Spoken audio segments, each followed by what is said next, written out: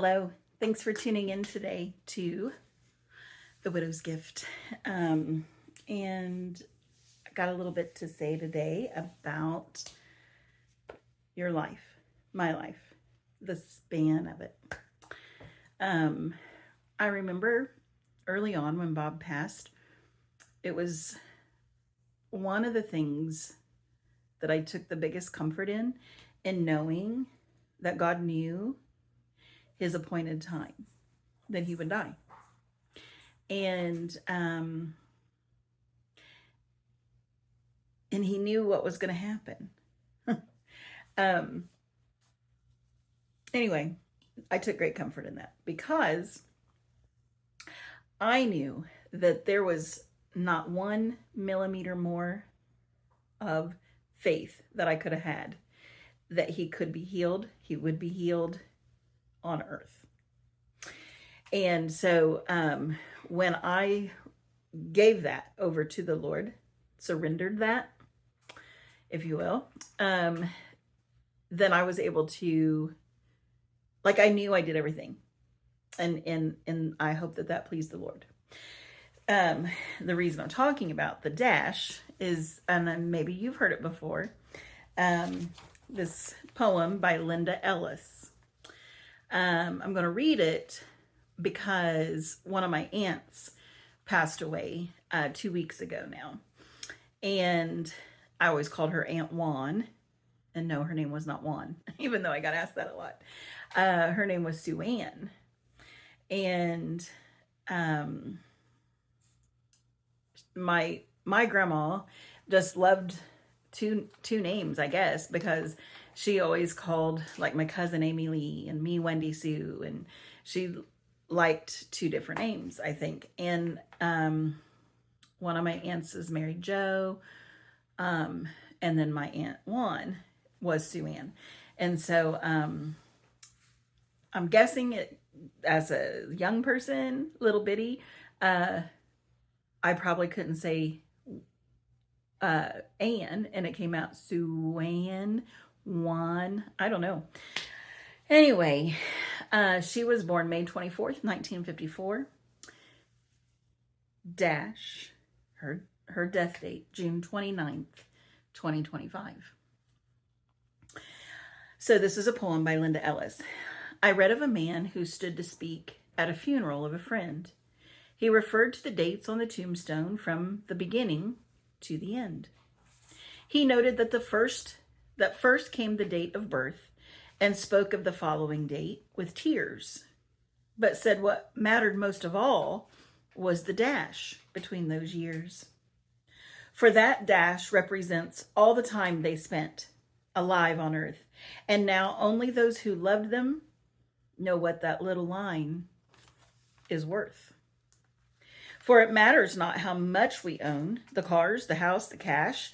What matters is how we lived and loved and how we spend our dash. So think about this long and hard. Are there things you'd like to change? For you never know how much time is left that can still be rearranged. To be less quick to anger and show appreciation more.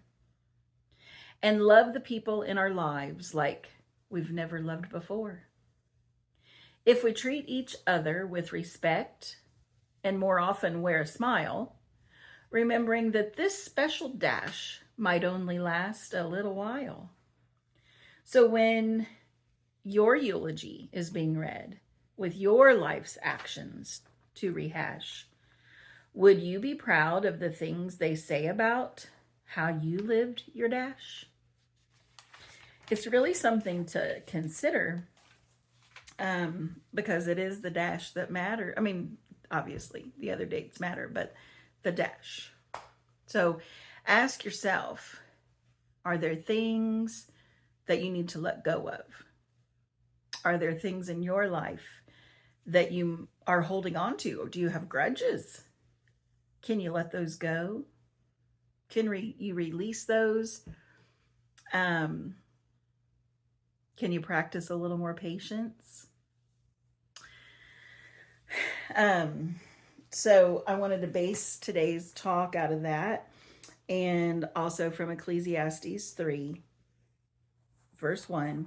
For everything there is a season, a right time for every intention under heaven, a time to be born and a time to die, a time to plant and a time to uproot. I'm going to stop there because it's really what I wanted to focus on today, was that a time to be born and a time to die. And then what do you do with that middle part? Your life. That's your life. My Aunt Juan was, she had gone through quite a bit of hardship in her life, and she fought this cancer probably 20 years or so. And she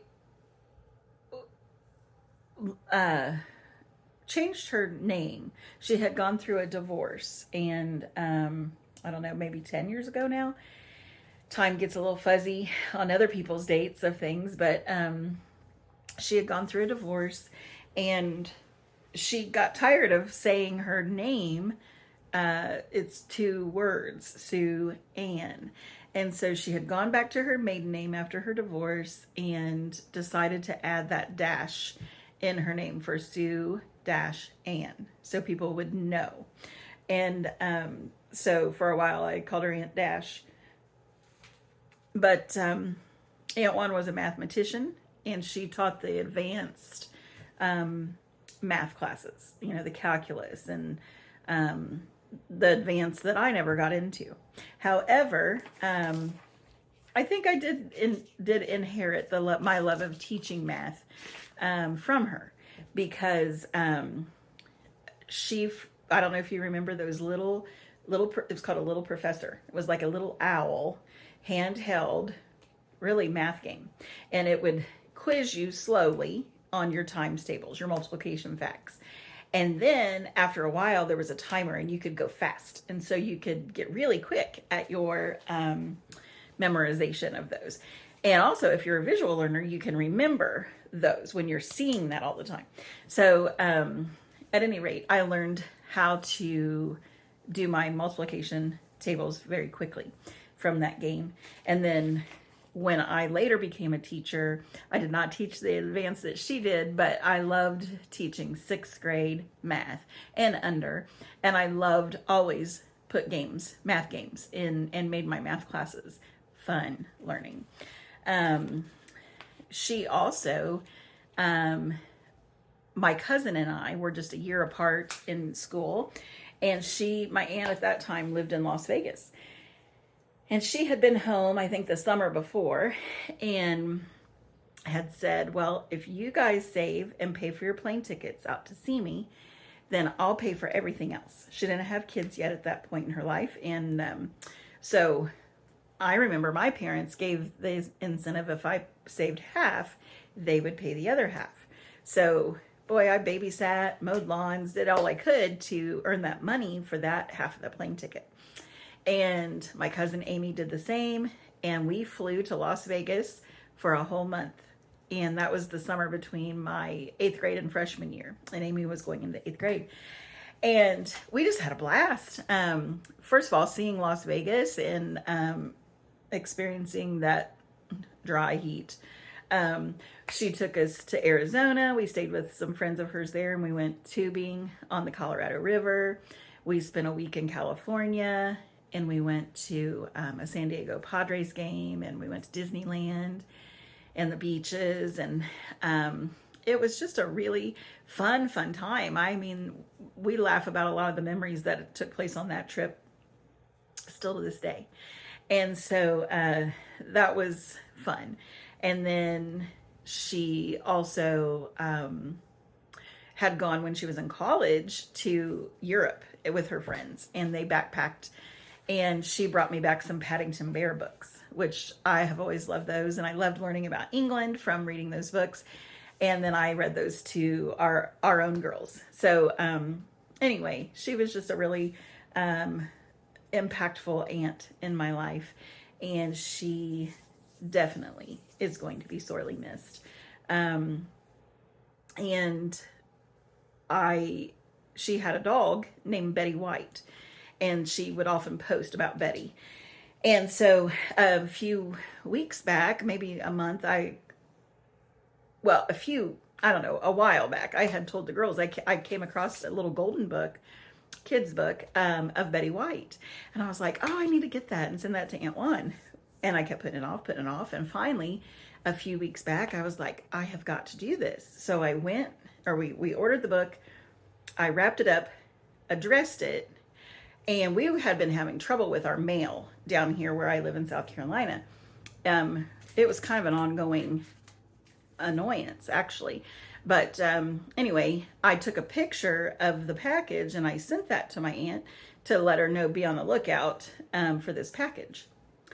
And her granddaughter, Zoe, Zoe called Aunt Juan G. And so in there, I put in the book to G and Zoe from Wendy Sue, because my middle name came from her. And I didn't know that she was her time was done. And I didn't know she was going to die. She had responded to that when I sent the picture, and she said, your handwriting is so nice. I can't write that well anymore. And then when my cousin had called my aunt to let her know and to spread, let the family know, I messaged my cousin. I said, hey, I sent a book for Zoe. And it got there that day. He said that they had got it. So I don't know. God's always in the details. I know that. You could know that. And it's a treasure. I'm glad that she's not suffering anymore. Cancer is a beast, and she really fought it. And I'm happy for her that she got to experience being a grandma. And that was a blessing. And her only grandchild she has is Zoe, and Zoe's name means life. And I have to believe that Aunt Juan pushed further as hard as she could for as long as she could because of the life that Zoe brought. So,